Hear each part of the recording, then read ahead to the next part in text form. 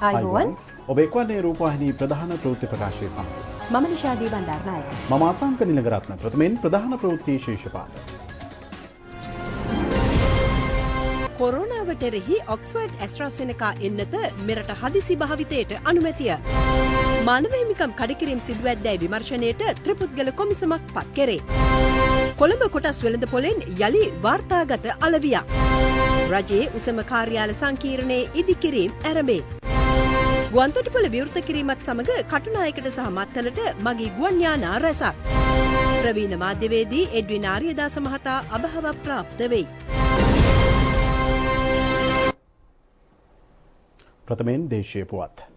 කොරෝනාවට එරෙහි ඔක්ස්ෆර්ඩ් ඇස්ට්‍රාසෙනෙකා එන්නත මෙරට හදිසි භාවිතය සඳහා අනුමැතිය හිමිව තිබෙනවා.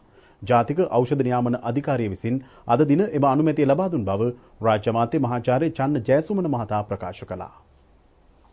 COVID-19ට එරෙහි ඔක්ස්ෆර්ඩ් ඇස්ට්‍රාසෙනෙකා එන්නත මෙරට හදිසි භාවිතය සඳහා අනුමැතිය ලබා දී තිබෙනවා. ජාතික ඖෂධ නියාමන අධිකාරියේ තිබුණ රැස්වීමකදී අප තීරණය කරා COVID-19 වසංගතය සඳහා ඔක්ස්ෆර්ඩ් ඇස්ට්‍රාසෙනික එන්නත ශ්‍රී ලංකාව තුළ හදිසි භාවිතය සඳහා ඉඩදීම සඳහා ඒ අනුව අපි හිතනවා තවත් නොබෝ දිනකින්ම ඒ එන්නත අපේ රට තුළ භාවිතය සඳහා අපිට අවස්ථාව ලැබෙයි කියලා.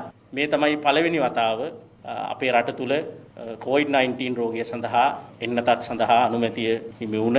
පහුගිය සියවසකට ආසන්න කාලයේදී මුළු ලෝකෙම බැලුවොත් සෞඛ්‍ය අංශයේ වගේම විශේෂයෙන්ම ප්‍රතිශක්තිකරණය සඳහා පාවිච්චි කරන එන්නත් යොදා ගැනීමේදී අපේ රට ඉතාම ඉදිරියෙන් තිබුණ රටක්. ඒකට එක හේතුවක් තමයි අපේ රටේ නියාමන කටයුතු ඉතාම ශක්තිමත්. ඉතාම පරීක්ෂාකාරීව ඒ පිළිබඳ අධ්‍යයනය කරලා තමයි මේ සඳහා අවස්ථාව ලබා දෙන්නේ. ඔක්ස්ෆර්ඩ් ඇස්ට්‍රාසෙනිකා එන්නතින් පසු තවත් එන්නත් කිහිපයක් සඳහාත් අපිට මේ වෙනකොට අයදුම්පත් ලැබිලා තියෙනවා. ඒ සඳහා අවශ්‍ය කටයුතු අපි යොදාගෙන යනවා.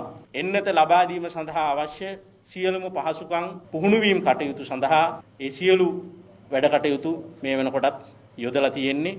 ඉතින් අපි බලාපොරොත්තු වෙනවා එන්නත් කරන වැඩසටහන නොබෝ දිනකින් ආරම්භ කරන්න. එන්නතක් ලැබුණු වහාම ඒ අදාළ අංශ සඳහා දීමට දැනටමත් අපි සූදානම් වෙලා තියෙනවා.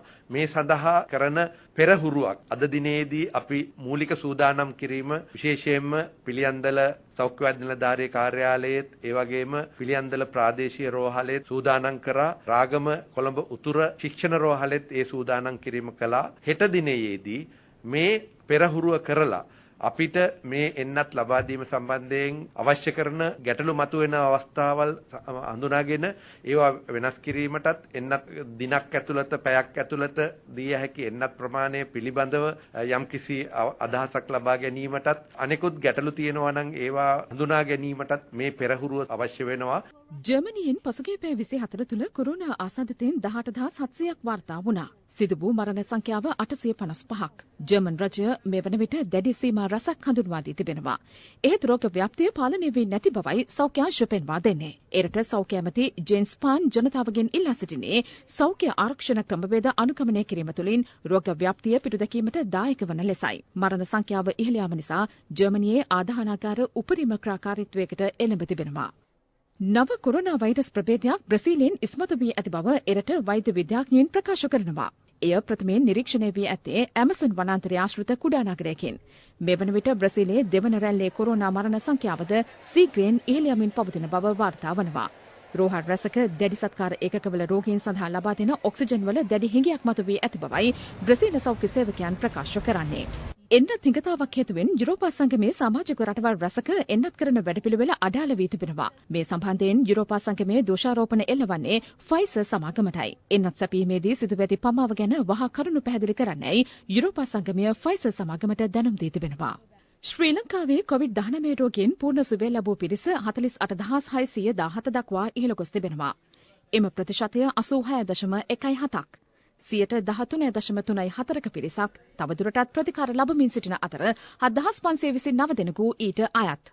පොළොන්නරුව කොවිඩ්-19 ප්‍රතිකාර මධ්‍යස්ථානවල සිටි තවත් 118 දෙනෙකු සුවය ලබා අද පිටව ගියා. කෑගල්ල කොවිඩ්-19 ප්‍රතිකාර මධ්‍යස්ථානවල සිටි 21 දෙනෙක් සුවය ලබා පිටව ගිය බව කෑගල්ල මහරෝහලේ අධ්‍යක්ෂ මිහිරි ප්‍රියංගනී මහත්මිය ප්‍රකාශ කළා. පූර්ණ සුවය ලබා මේ මාස ආරම්භයේ සිට අද දක්වා රෝහල් වලින් පිටව ගොස් ඇති පිරිස 13188ක්. සුවය ලැබූ 633 දෙනෙක් අද පිටව ගොස් තිබෙනවා. රෝගීන් වැඩිවීමක් වාර්තා වෙලා තියෙනවා. මේක අපි පිළිගත යුතු දෙයක්. මෙහිදී වැදගත් වන්නේ මේ රෝගීන් එක්තරා පොකුරකට සීමා වුණාට වඩා දිවයින පුරාම විවිධ ප්‍රදේශවලින් මේ රෝගීන් වාර්තා වෙලා තියෙනවා. පහුගිය කාල සීමාව තුළ සංචරණ සීමාවලින් තොරව අපි අවුරුදු කාල සීමාව තුළ නිවාඩු කාල සීමාව තුළ පුද්ගලයන්ගේ සංචරණය එක්තරා දුරකට වැඩි වුණා. මේක අපි බලාපොරොත්තු වුණු දෙයක්. මේ විදිහේ වැඩිවීමක්. ඒ නිසා මම හිතනවා මේ වැඩිවීම ගැන අපි ඒක දැනට පාලනයෙන් ගිලිහිලා ගියා කියලා කවුරු හරි කියනවා නම් අපි ඒක මම හිතනවා ප්‍රතික්ෂේප කරන්න ඕන.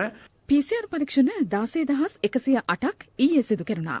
මෙරට මෙතෙක් සිදු කර ඇති PCR පරීක්ෂණ සංඛ්‍යාව 1563763ක්. රෝහලවල 3100ක පමණ සංඛ්‍යාවකුත් 4200කට ආසන්න සංඛ්‍යාවක් අතරමැදි ප්‍රතිකාර මධ්‍යස්ථාන නැත්නම් නිරෝධායන මධ්‍යස්ථාන අතරමැදි ප්‍රතිකාර මධ්‍යස්ථාන බවට පරිවර්තනය කරපු ස්ථානවල මේ ආකාරයෙන් ප්‍රතිකාර ලබනවා. ඒ වගේම ඊයේ දින වෙන විට ශ්‍රී ලංකාවට ශ්‍රී ලාංකිකයන් 75099 දෙනෙක් අප රැගිරීමට කටයුතු කළා තිබෙනවා. කටුනායක වලානකොට ප්‍රදේශයේදී පලා ගිය කොවිඩ් රෝගියා සොයාගත් බව පොලිසිය පවසනවා. එම ප්‍රදේශයේ ඇඟලුම් කම්හලක සේවය කළ 25 හැවිරිදි අයෙකු වන ඔහු පදවිය ප්‍රදේශයේ පදිංචිකරුවෙක්. කොවිඩ්-19 රෝගියෙකු ලෙස හඳුනා ගැනීමෙන් පසු ඔහුට තමන් නවතන්ගෙන සිටි ස්ථානයේම රැඳී සිටින ලෙස මහජන සෞඛ්‍ය පරීක්ෂකවරුන් දන්වා තිබුණද ප්‍රතිකාර මධ්‍යස්ථානයක් වෙත රැගෙන යාමට සෞඛ්‍ය අංශ එහි ගිය අවස්ථාවේ දැනගන්නට ලැබී ඇත්තේ එම කොවිඩ් රෝගියා අදාළ ස්ථානයෙන් පලා ගොස් ඇති බවයි. කොවිඩ් රෝගියා කටුනායක පොලිස් වසමේ 18 කණුව ප්‍රදේශයේදී සොයාගෙන තිබෙනවා. ඉන්පසු 1990 ගිලන්තත සේවාව මගින් ඔහු මීගමුව රෝහලේ කොවිඩ් ප්‍රතිකාර මධ්‍යස්ථානයේ වෙත ඇතුළත් කර ඇති බවටයි වාර්තා වෙන්නේ. මේ අතර සෞඛ්‍ය අමාත්‍යාංශයේ ආශ්‍රිතවද කොවිඩ්-19 රෝගීන් 12 දෙනෙකු වාර්තා වී තිබෙනවා. මේ 12 දෙනා අපිට ඒ නිසි වෙලාවේදී අපි අපේ සෞඛ්‍ය අමාත්‍යාංශය තුල තියෙන ආවේක්ෂණ ක්‍රමවේදය හරහා අපි හඳුනාගත්තා. ඒ හඳුනාගත් රෝගීන්ගේ පළමු පෙළ ආශ්‍රිතයින්ව මේ මොහොත වන විට ඒ අදාළ ක්‍රමවේද මගින් නිරෝධායනට ලක් කරලා තියෙනවා. කෙසේ නමුත් සෞඛ්‍ය අමාත්‍යාංශයේ සාමාන්‍ය දෛනික කටයුතු බාධාවකින් තොරව මේ මොහොත වෙන විට සිද්ධ වෙන බව කියන්න සතුටුයි. කොවිඩ්-19 වැළඳුණු තවත් 11 දෙනෙකු හඳුනාගෙන ඇත්තේ කතරගම ප්‍රදේශයෙන්. කොවිඩ් රෝගියෙකු බණ්ඩාරවැල ප්‍රදේශයේ සිට කතරගම නගරයේ පිහිටි අවමංගල්‍ය උත්සවයකට සහභාගී වී ඇති බවට වාර්තා වීමෙන් පසු ඊට සහභාගී වී ඇති 30 දෙනෙකුට අදාළව සිදු කෙරුණු PCR පරීක්ෂණවලදී එම රෝගීන් පිරිස හඳුනාගෙන තිබෙනවා. අම්බලන්තොට මැලේකුලනිය ප්‍රදේශයට සංචරණ සීමා පැනවීමට සෞඛ්‍ය අංශ විසින් පියවර ගනු ලැබුවා. එම ප්‍රදේශයෙන් කොවිඩ් රෝගීන් 34 දෙනෙකු හඳුනා ගැනීමත් සමගයි. දඹදෙණිය කොවිඩ්-19 ප්‍රතිකාර මධ්‍යස්ථානයේ නේවාසිකව ප්‍රතිකාර ලබමින් සිටි දියණියකගේ මල්වර චාරිත්‍ර උත්සවයක් එම ස්ථානයේදී අද පැවැත්වුණා. ඒ යුද හමුදාවේ මූලිකත්වයෙන් එම මධ්‍යස්ථානයේ රැඳී සිටින නේවාසික කාන්තාවන් එක්ව චාරිත්‍ර ඉටු කළා. හමුදා නිලධාරීන් ප්‍රතිකාර මධ්‍යස්ථානය තුළ කැවිලි මේසයක් සකස් කර නේවාසික සියලු දෙනාට තේපැන් සංග්‍රහයක් පැවැත්වූ අතර කාර්ය මණ්ඩලය දියණියට ත්‍යාග ලබා දීමද සිදු කළා. පළමු ශ්‍රේණියේ සිසුන් වෙනුවෙන් ඉකුත් වසරේ ලබා දුන් පාසල් නිල ඇඳුම් තිලින පත්වල වළංගු කාලය පෙබරවාරි 28 තෙක් දීර්ඝ කර තිබෙනවා. රට තුළ පවත්නා කොවිඩ් වසංගත තත්ත්වය මත පාසල් වසා තැබීම, දිවයිනේ බොහෝ ප්‍රදේශවලට සංචරණ සීමා පැනවීම සහ ව්‍යාපාරික ස්ථාන වසා තැබීම හේතුවෙන් සිසුන්ට තිලිනපත් සඳහා අදාළ නිල ඇඳුම් රෙදි මිලදී ගැනීමට නොහැකි වී ඇති බවට ලැබී ඇති තොරතුරු සැලකිල්ලටගෙන මේ තීරණය ගත් බවයි අධ්‍යාපන අමාත්‍යාංශය පවසන්නේ. අද උදේ 6න් අවසන් වූ පැය 24 තුළ සෞඛ්‍ය ආරක්ෂිත ක්‍රමවේද නොසලකා හැර සිටි බස්නාහිර පළාතෙන් පිටත ප්‍රදේශවල 18 දෙනෙකු අත්අඩංගුවටගෙන තිබෙනවා. ඒ සම්බන්ධයෙන් මෙතෙක් අත්අඩංගුවටගෙන ඇති සංඛ්‍යාව 2710ක්. මානව හිමිකම් සහ අන්තර්ජාතික මානුෂීය නීතිය කඩකිරීම හා සමාන බරපතල වැරදි පිළිබඳ චෝදනා විමර්ශනයට පත් කරන ලද කොමිෂන් සභාව හෝ කමිටු අනාවරණය කරගත් තොරතුරු විමර්ශනය, පරීක්ෂණ සහ වාර්තා කිරීම හෝ අවශ්‍ය ක්‍රියාමාර්ග ගැනීම සඳහා ත්‍රිපුද්ගල පරීක්ෂණ කොමිසමක් පත් කර තිබෙනවා. එය සිදු කරනු ලැබ ඇත්තේ ජනාධිපති ගෝඨාභය රාජපක්ෂ මැතිතුමා විසින්. ඊට අදාළ අතිවිශේෂ ගැසට් නිවේදනය ඊයේ ප්‍රකාශයට පත් කෙරුණා. ත්‍රිපුද්ගල පරීක්ෂණ කොමිසමේ සභාපති ධුරයට නම් කරන ලැබ ඇත්තේ ශ්‍රේෂ්ඨාධිකරණ විනිසුරු AHMD නවාස් මහතායි. විශ්‍රාමික පොලිස්පති චන්ද්‍රා ප්‍රනාන්දු සහ විශ්‍රාමික දිස්ත්‍රික් ලේකම් නිමල් අබේසිරි යන මහත්වරු එහි සෙසු සමාජිකයින්. කොමිසමට පැවරී ඇති කාර්යයන් මෙසේ. මානව හිමිකම් උල්ලංඝනය කිරීම විමර්ශනය පිණිස කලින් පත් කරන ලද පරීක්ෂණ කොමිෂන් සභා සහ කමිටු විසින් බරපතල ගණයේ මානව හිමිකම් උල්ලංඝනය කිරීම, බරපතල ගණයේ අන්තර්ජාතික මානුෂීය නීති කඩකිරීම සහ එවැනි වෙනත් බරපතල වැරදි අනාවරණය කරගෙන තිබේදැයි සොයා බැලීම. එකී පරීක්ෂණ කොමිෂන් සභා සහ කමිටු අනාවරණය කරගත් මානව හිමිකම් සහ මානුෂීය නීති කඩකිරීම සහ වෙනත් එවැනි වැරදි සම්බන්ධ තොරතුරු කවරේදැයි හඳුනා ගැනීම හා ඒ මත පදනම්ව ගත යුතු ක්‍රියාමාර්ග නිර්දේශ කොට තිබේදැයි සොයා බැලීම. එකී නිර්දේශ අරබයා පවත්නා නීතිය ප්‍රකාරව මෙතෙක් ක්‍රියා කර ඇති ආකාරය හා වත්මන් රාජ්‍ය ප්‍රතිපත්තියට අනුකූලව එකී නිර්දේශ ක්‍රියාත්මක කිරීමට තවදුරටත් ගත යුතු පියවර නිශ්චය කිරීම සහ පළමුවැනි හා දෙවැනි ඡේදවලට අනුකූලව අවශ්‍ය පියවර ගනිමින් තිබේදැයි ඊට ඇතුළත්.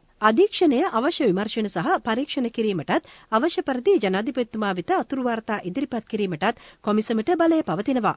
එමෙන්ම කොමිසම දැනුම් දෙන විට අවශ්‍ය සහාය සහ තොරතුරු සැපීමට රාජ්‍යාංශයේ අදාළ සියලු නිලධාරීන් වෙත නියම කරනු ලබනවා. අවසන් වාර්තාව කොමිසම පත් කළ දින සිට මාස 6ක් ඇතුළත ජනාධිපතිතුමා වෙත ඉදිරිපත් කළ යුතුයි. පරීක්ෂණ කොමිසම පත් කිරීමේ පසුබිම ගැසට් නිවේදනයේ පැහැදිලි කර තිබෙනවා. එක්සත් ජාතීන්ගේ මානව හිමිකම් කවුන්සිලය 2015 ඔක්තෝබර් මාස සම්මත කළ ශ්‍රී ලංකාවේ සංහිඳියාව වගවීම සහ මානව හිමිකම් ප්‍රවර්ධනය පිළිබඳ 30 ඇලයිරක් 1 යෝජනාවට සහ ඒ හා බැඳුණු 34 ඇලයිරක් 1 සහ 40 ඇලයිරක් 1 යෝජනාවලට සම අනුග්‍රාහකත්වයේ දැක්වීමෙන් ශ්‍රී ලංකාව ඉවත් වන බව මානව හිමිකම් කවුන්සිලයේ 43 වන සැසිවාරයේදී නිවේදනය කෙරුණා. එසේ වුවද තිරසාර සාමය හා සංහිඳියාව දිනාගනුවස් වගවීම සහ මානව සම්පත් සංවර්ධනය සපුරා ගැනීම සඳහා එක්සත් ජාතීන් සහ එහි නියෝජිත ආයතන සමග සහයෝගයෙන් වැඩ කිරීම රජයේ ප්‍රතිපත්තියයි. විසඳීමට ඇති සෙසු ගැටලු සඳහා ප්‍රජාතාන්ත්‍රික සහ නෛතික ක්‍රියාවලිය තුළ විසඳුම් දීමටත් අවශ්‍ය පරිදි ආයතනික සංශෝධන කරමින් යුක්තිය හා සංහිඳියාව තහවුරු කිරීමටත් රජය කැප වී සිටිනවා.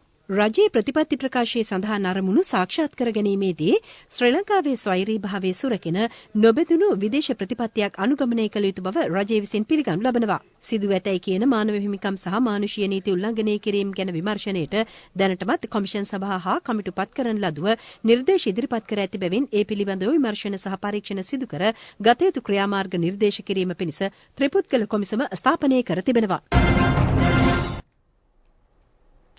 කොළඹ කොටස් වෙළඳපොළ ගනුදෙනු සම්බන්ධයෙන් අදත් නව වාර්තාවක් තැබීමට සමත් වුණා. ඊයේ දිනේ වාර්තාව ඉතිහාසයේ ඉහළතම දර්ශකගේ යලි ඉක්මවා යමින්. අද දිනේ අවසානයේදී සීල කොටස් මිල දර්ශකගේ ඒකක 332කින් ඉහළ ගොස් දර්ශකගේ 8463.43ක් විදියට සටහන් වෙනවා.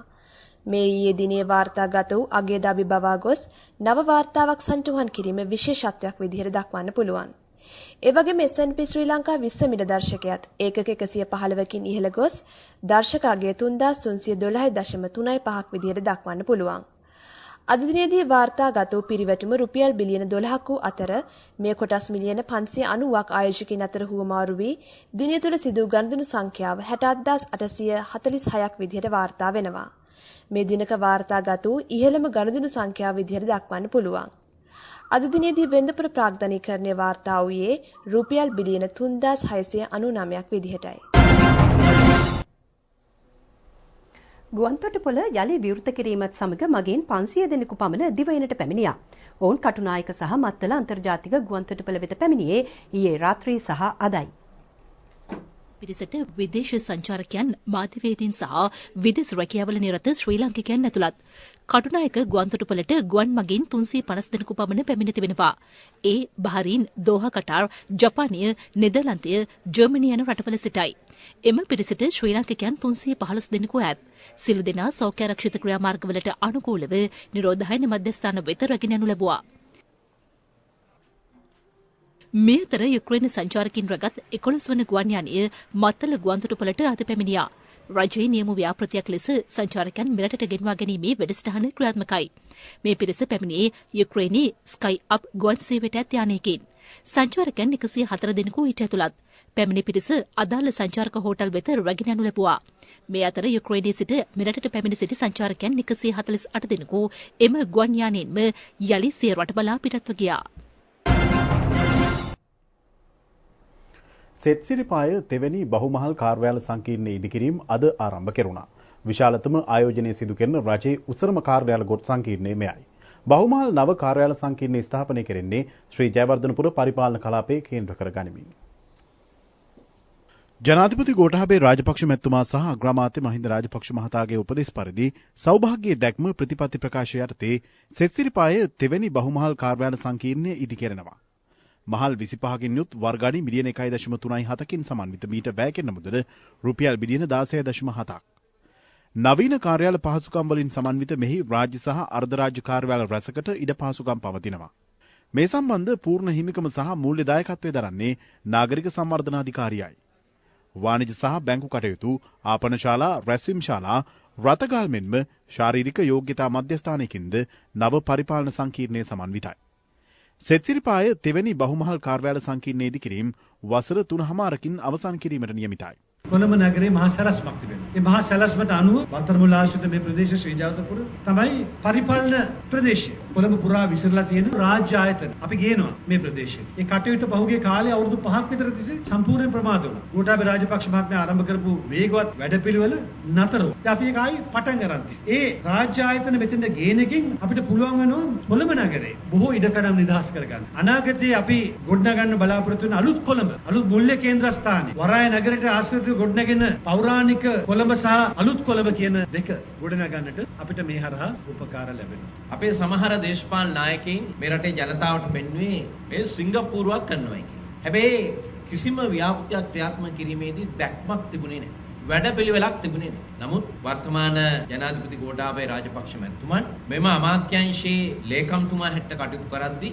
එතුමා පරිවර්තන රාශියක් මේ තුලින් සිදු කළා. කොළඹ නගරය, එවැගේම මේ ප්‍රදේශයේ පවිත්‍රතාවය, අලංකරණය, ගණාපද්‍රව්‍ය බැහැර කිරීම, අනිකුත් ඉදිකිරීම, ඒ සියල්ලම පිළිබඳව දැක්මක් තිබුණා. ඒ දැක්ම අද සෞභාග්‍ය දැක්මේ කොටසක් බවට පරිවර්තනය වෙලා දැන් හෙට ඉඳන් කියයි මේ වසංගතයක් ASCII අලුතෙන් කාර්යාල සංකීර්ණ හදන්න ඕනද? ඕකද මේ රටේ තියෙන ප්‍රමුඛතාවය කියලා. ඒ තර්ක හදන අය ඊළඟට පෙන්වන්නේ වසංගතයට පමණක් අපි අවධානය යොමු කරලා කටයුතු කළ යුතුයි කියන එක. අද වෙනද වගේ රාජ්‍ය සේවකයට බය වෙන්න හේතුවක් නැහැ. පහුගිය ආණ්ඩුව කාලේ තිබුණා FCID කියලා නීති විරෝධී පොලිස් බල ආයතන සියලු දෙනාම භීතියට පත් කළා. ඒ නිසා රාජ්‍ය සේවකයා වැඩ කරන්නේ නැති වාතාවරණයක් ඇති වුණා. අද ඒ කැත ආදර්ශය අපි අනුගමනය කරන්නේ අපේ ආණ්ඩුව. FCID වලට අපි මේ රටේ රාජ්‍ය සේවකයාගෙන් පරිගන්න ඉඩ දීලා නැහැ. ඒ නිසා අද තමුන්වහන්සේලා අපි හැමෝටම වැඩ කරන්න අවස්ථාව උදා වෙලා තිබෙනවා. නාගරික සංවර්ධන හා නිවාස අමාත්‍යාංශයේ ලේකම් සුරනිමල් පෙරේරා, නාගරික සංවර්ධන අධිකාරියේ සභාපති හර්ෂාන්ද සිල්වා යන මහතුරුන් ඇතුළු පිරිසක් මේ අවස්ථාවට එක්ව සිටියා.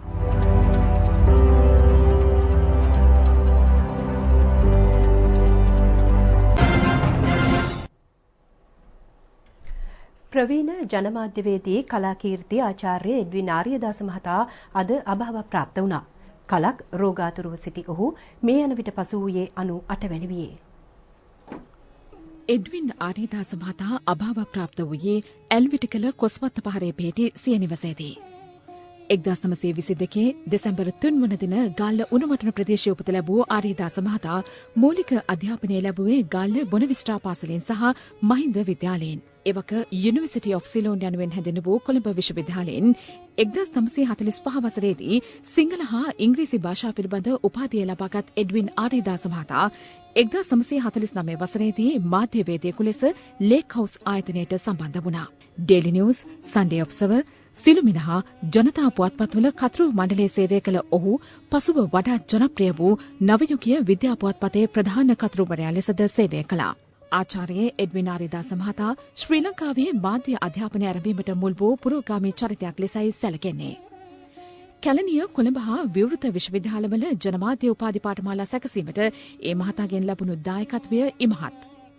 ආයතන රසක උපදේශක තනතුරු හැබ වූ ආරියදාස මහතා ජනමාධ්‍ය පමණක් නොව විද්‍යා හා පාරිසරික ක්ෂේත්‍රවලද වැදගත් දායකත්වයක් ලබා දුන්නා. මෙරට ප්‍රථම විදෙස් විත්ති විචාරකයා ලෙසද ඔහු ගෞරවාදරයට පාත්‍ර වුණා. කලාකීර්ති ඇතුළු ගෞරව සම්මාන රසකින් ආචාර්ය එඩ්වින් ආරියදාස මහතා පිදුම් ලබා තිබෙනවා. ආරියදාස මහතාගේ අවමංගල්‍ය සිදු කෙරෙන ආකාරය පසුව දැනුම් දීමට නියමිතයි.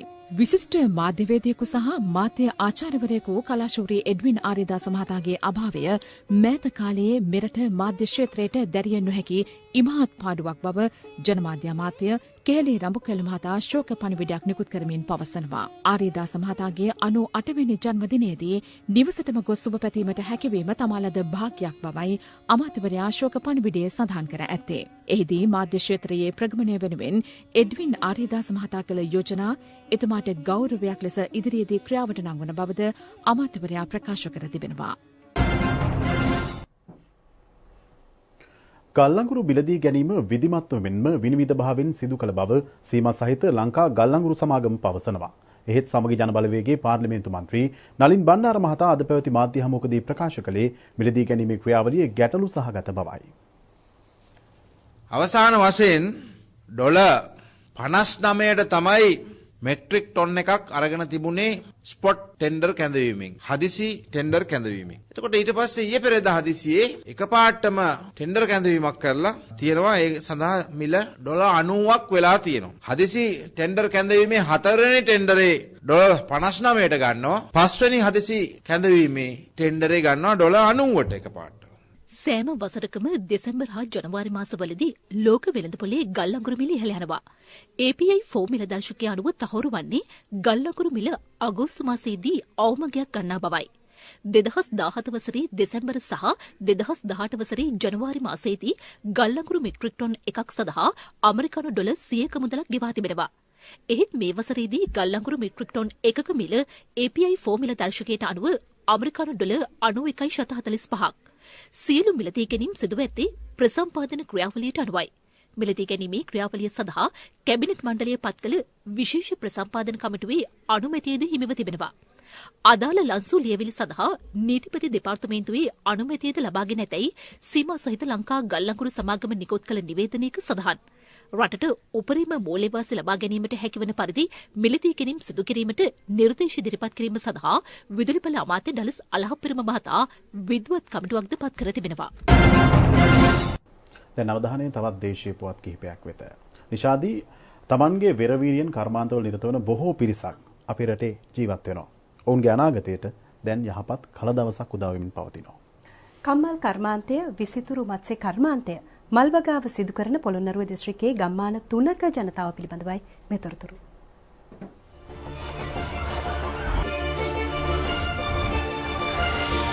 දෙදහස් 16 වසරේ ආරම්භ කෙරුණු පොළොන්නරුව තමන් කණ්ඩුව බන්දනාගල සමෘද්ධි ආදර්ශ ගම්මානයේ පවුල් 95ක් කම්මල් කර්මාන්තයේ නිරතව සිටිනවා. ඉන් පවුල් 22ක් සමෘද්ධිලාභීන්. රටට අවශ්‍ය කම්මල් නිෂ්පාදන රසක් මේ ගම්මානයේ සිදු කරනවා. රජයේ රුපියල් ලක්ෂ 96ක් මෙම ආදර්ශ ගම්මානයේ ජනතාවට ලබා දී ඇතේ කර්මාන්තය දියුණු කර ගැනීම සඳහායි. මාසිකව දෛනිකව වැඩ කරොත් 80000කට විතර ටාගට් එකට යන්න පුළුවන්. හිඟුරක්ගොඩ යටියල්පතාන ගම්මානයේ මල්වගා ව්‍යාපෘති ආරම්භ කෙරුණේ 2016 වසරේදී. එහි නිරත පවුල් සංඛ්‍යාව 56ක්. පවුල් 44ක් තවමත් සමෘද්ධිලාභීන්. පුහුණු වැඩසටහන් වලට ගිහිල්ලා පුහුණුව ලැබලා මේක පටන් ගත්තා. මාසෙකට ලක්ෂයකට වඩා වැඩි ආදායමක් ලැබුණා.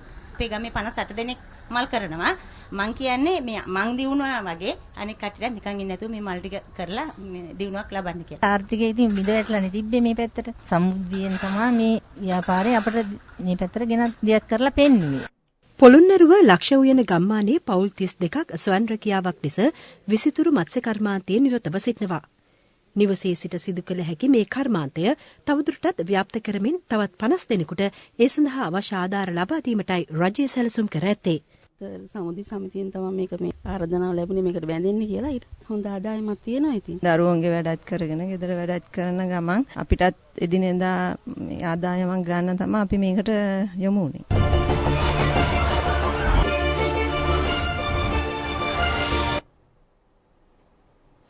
2021 යලි නැගිටුමු විශේෂාංගයයි දැන්.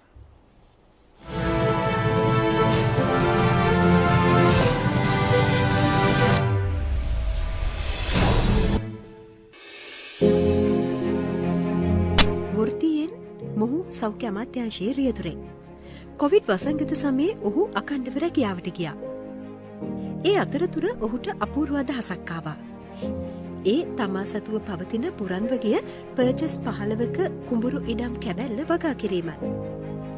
නිවසියනුත් එකතු කරගෙන ඔහු මේ වසරේ මුල සිටම පුරන් ඉඩමේ වගා කටයුතු ආරම්භ කළා. කොවිඩ් සමයේ ආරම්භ කළ වගාව කායික මානසික සතුටක් වගේම අද වන විට ඔහුට හොඳ ආර්ථික වාසියක්ද ගෙන දී තිබෙනවා.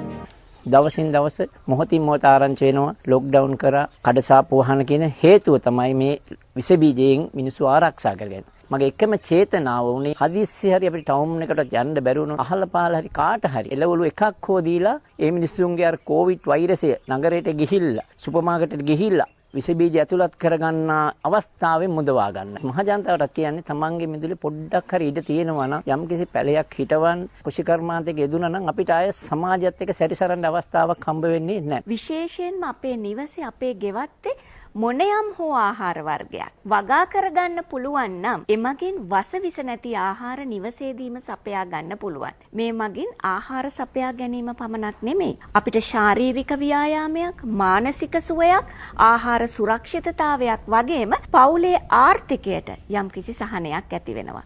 මෙය 2021 වර්ෂයට අපිට සුවිශේෂී ශක්තියක් වේවි.